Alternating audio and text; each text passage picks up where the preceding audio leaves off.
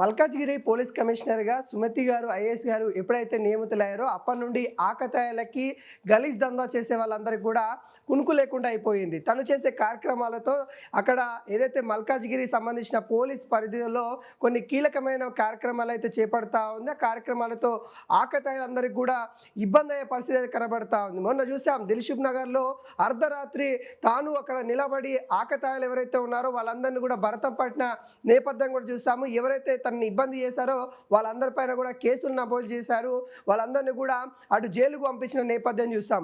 అదేవిధంగా నిన్న కూడా సంచలనమైన నిర్ణయంతో ఒక ప్రణాళికతో ఇటు ఏదైతే మల్కాజ్గిరి ఏదైతే కమిషనరేట్ పరిధిలో ఉన్న పోలీస్ స్టేషన్ అందరు కలిసి దాదాపుగా 500 మంది పోలీసులు ఏకతాటిలో స్పా సెంటర్ల పైన దాడి చేశారు. దాదాపుగా 135 స్పా సెంటర్ల పైన దాడి చేశారన్నది తెలుస్తూ ఉంది. దానిలో ఏదైతే అనుమతులు లేకుండా విరుద్ధంగా దందాలు నడిపించేవి దాదాపుగా 47 స్పా సెంటర్లు ఉన్నట్టుగా గుర్తించారు. వాటిపైన కూడా కేసులు నమోదు చేసినట్టు కూడా తెలుస్తూ ఉంది. ఒకేసారి పోలీసులు ఏకదాటిలో మరి అక్కడ స్పా సెంటర్ల పైన దాడి చేయడం, వాళ్ళు అతలాకుతలం అవ్వడం, ఇవన్నీ కూడా ఒకేసారి ఉలిక్కి పడిందని కూడా చెప్పుకోవచ్చు. ఏదైతే స్పా సెంటర్లలో గలీజ్ దందా నడుస్తూ ఉందని కూడా గత కొద్ది రోజుల నుండి కూడా వినిపిస్తూ ఉంది. వాటన్నిటికీ చెక్ పెట్టడానికి ఏవైతే మనకి పర్మిషన్లకు విరుద్ధంగా చేస్తున్న ఆ పనులు ఏవైతే ఉంటాయో వాటన్నిటిని కూడా అరికట్టడానికి మరి పోలీస్ వాళ్ళైతే ఒక నిర్ణయంతో ఒక ప్రణాళికతోని అటు దాడి చేసినట్టు కూడా తెలుస్తూ ఉంది. దాదాపుగా 130 పైనే స్పా సెంటర్ల పైన దాడి చేసినట్టు కూడా కనబడతా ఉంది. నిన్న మెరుపు దాడితోని ఏకతాటిలో ఒకే సమయంలో సుమారుగా 500 మంది పోలీసులు బరిలో దిగారన్నట్టుగా తెలుస్తూ ఉంది. దాదాపుగా అందులో కొంతమంది మహిళలు కూడా గుర్తించినట్టు కూడా తెలుస్తూ ఉంది. అక్కడ చాలామంది కూడా మహిళలు ఇబ్బంది గురవుతున్న పరిస్థితులు, అక్కడ మహిళలకి ఇబ్బంది కలిగిస్తూ ఉన్నారు.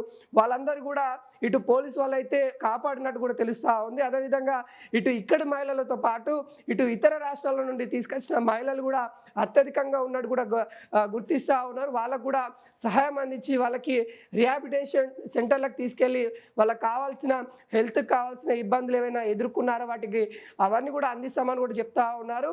ఎవరైతే అక్కడ దందా చేస్తున్న వాళ్ళు ఎవరైతే ఉంటారో వాళ్ళకి నిన్న చుక్కలు చూపించారు మల్కాజ్గిరి కమిషనర్ పోలీసులను కూడా చెప్పుకోవచ్చు. చీకటి గదులలో ఏదైతే జరుగుతూ ఉన్న గలీజ్ దందా ఏదైతే ఉందో ఆ గలీజ్ దందాకి చెక్ పెట్టడానికి నిన్న ఏదైతే కమిషనరేట్లో కొత్తగా నియమితులయ్యారు అప్పటి నుండి కూడా తను మెరుపు దాడితో, అంటే ఏ కార్యక్రమాన్ని కూడా మనం చూసుకుంటున్నాము తనదైన శైలితో మరి అక్కడ కార్యక్రమాలు అయితే చేపడతా ఉంది. ఆకతాయిల భరతం పట్టడం కావచ్చు, ఇక్కడ స్పా సెంటర్ల పైన దాడి కావచ్చు, సుమతి గారు తన యొక్క క్రియాశీలక కార్యక్రమాలు అయితే ఒక మార్పు అనేది కనిపిస్తూ ఉంది. అదేవిధంగా అందరూ కూడా ఇదే మార్పు కోరుకుంటా ఉన్నారు. దీనిపైన మిగతా పోలీస్ కమిషనర్లు కూడా ఫోకస్ చేయాల్సిందే అవసరం ఉంటుంది. ఒక సుమతి గారు చేస్తేనో సరిపోదు, మిగతా వాళ్ళందరూ కూడా చేయాల్సిన బాధ్యత వాళ్ళపైన అయితే ఉంది. నిన్న ఏదైతే ఈ దాడి జరిగిందో దానిపైన కూడా చాలామంది కూడా ప్రశంసలు వెల్లువెత్తా ఉన్నారు. ఎందుకంటే ఒక పోలీసు స్పా సెంటర్లకు వెళ్ళాలంటే ఆలోచించాల్సిన పరిస్థితి కూడా ఏర్పడింది. ఎందుకంటే మీకు ఇది ఇస్తాము, మాకు హెల్ప్ చేయండి అని ఒక డీలింగ్ కూడా కొంతమంది మాట్లాడుకుంటున్న వాళ్ళు కూడా ఉన్నారు. అలాంటి డీలింగ్లు అన్నీ కూడా లేకుండా ఇక్కడ ఏకతాటిలో ఎక్కడెక్కడైతే స్పా సెంటర్లు అయితే ఉన్నాయో వాటన్నిటిపైన కూడా ఇటు పోలీసు వాళ్ళు అయితే మరి ఏకతాటిలో దాడి చేసినట్టు కూడా తెలుస్తూ ఉంది.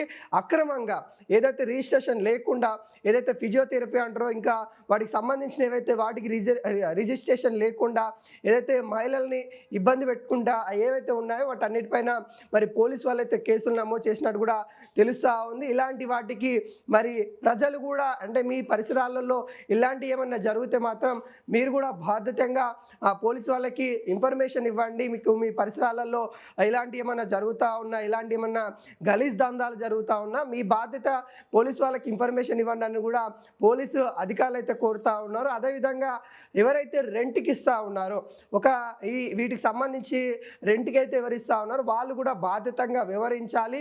మరి వాళ్ళు కూడా రెంట్కి ఇచ్చేటప్పుడు 1-2 సార్లు ఆలోచించాలి అన్నట్టుగా పోలీసు అధికారులు అయితే చెప్తా ఉన్నారు. ఈ పరిస్థితులలో, అంటే ఈ నేపథ్యంలో పోలీసు వాళ్ళు ఇటు ప్రజలతో పాటు ఓనర్లకి అదేవిధంగా ఎవరైతే నడుపుతా ఉన్నారో వాళ్ళకు కూడా కొన్ని సూచనలు అయితే చేసిన పరిస్థితి కనబడతా ఉంది. ఇలాంటి గలీజ్ దందాలు ఏమైనా ఉంటే మానుకోండి అని పోలీసు అధికారులు అయితే హెచ్చరిస్తూ ఉన్నారు.